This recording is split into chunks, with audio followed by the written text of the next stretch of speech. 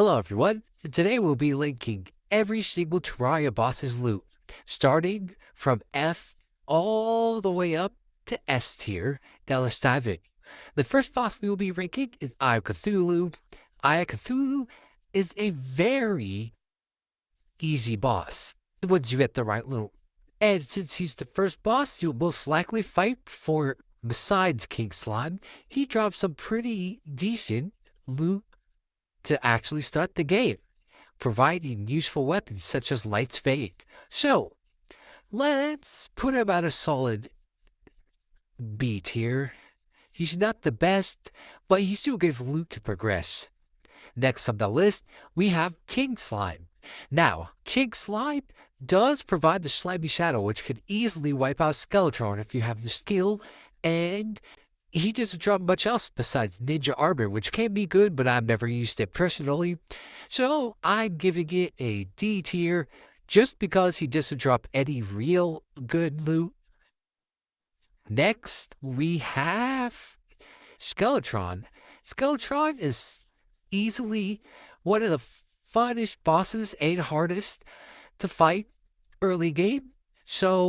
But his loot is really horrible, but he does allow access to the dungeon, which can give you Cobalt Shield in the Barabasa, so he has to have at least a C. Up next, we have Queen Bee. Queen Bee is great for mages and witches and whatever, but I'm more of a melee or sentry, so I guess the Wasp-Bat stash is pretty good, but in my eyes, it's a C. Same with Skeletron. Not too great, but not that bad. Next on the list, we have Wall of Flesh. Now, Wall of Flesh is the real boss easy to progress. It does drop the pull hammer, which allows you to break altars to get your hard mode loot, so it does deserve some credit, and it is one of the most important boss fights besides the Moon Lord. So for that, it gets an A. Up next, we have Empress of Light. Normally, people go straight after the Wall of Flesh to Plantera, but Empress of Light is what you can fight post Plantera, so I guess we're ranking her before. Okay, Empress of Light drops some pretty good mage weapons. I've never actually fought her, so I know what she dropped, but because she is a difficult boss, I guess I would give her a A. Up next, we have mechanical bosses. First, the twins. Pretty hard. The twins are important because they do drop hollow bars and a bunch of other good loot that can be such a soul of sight, which you do need from the Night's Edge. So for that, it gets a B.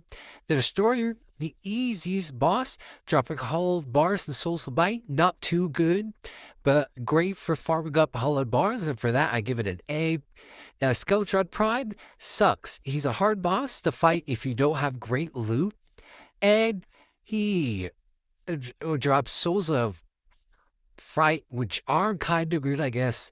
So he gets the Saber King as the twins. Up next, we're going, and realistically, Plantera. Now, she is one of the easier bosses on my end if you build a solid arena, and she also has one of the strongest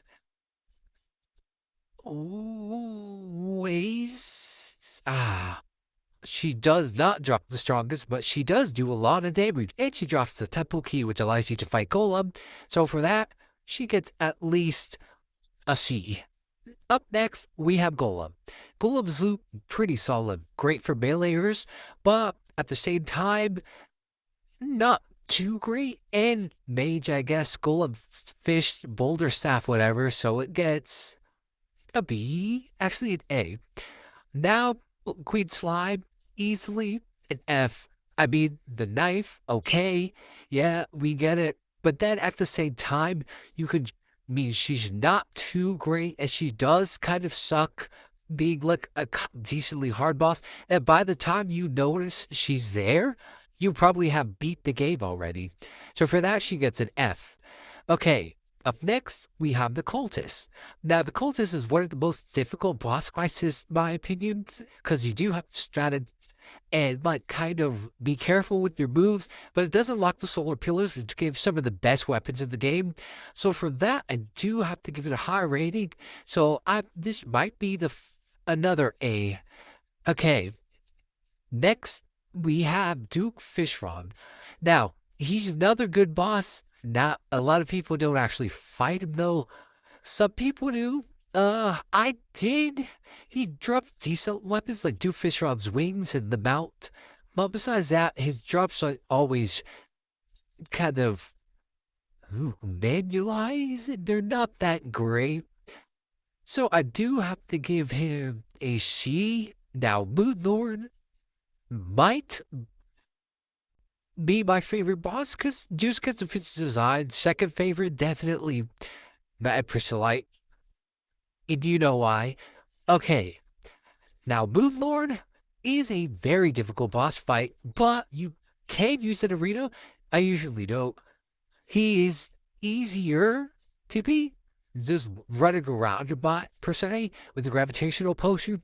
His loops literally end tier loop, but at the same time, the only reason you need his end tier loop because there's no bosses you can actually fight after that besides events. And those event weapons are weapons used for fighting Moonlord. So I do have to give him a B. He is really good, but the weapons he drops, like by the time you're at the end of the game, you have no use for them unless you just go to show how powerful you are. And last but not least, we have the Destroyer. I don't know how I forgot it. Destroyer, Braid of Cthulhu. It's a 1-1. They're easily S tier because if you think about it, they both have eyes at one point, and the game revolves around eyes. So, yeah, it easily S tier just because they allow you to get the armor to beat the wall of flesh. Plus, they look cool, and I needed one F tier. But being for real, another F tier would have to be Moon Lord. I mean, how is Empress of Light better than Moon Lord? Like, Empress of Light versus Moon Lord just be. Thank you for watching. Don't forget to like and subscribe. I'll see you in the next Raker.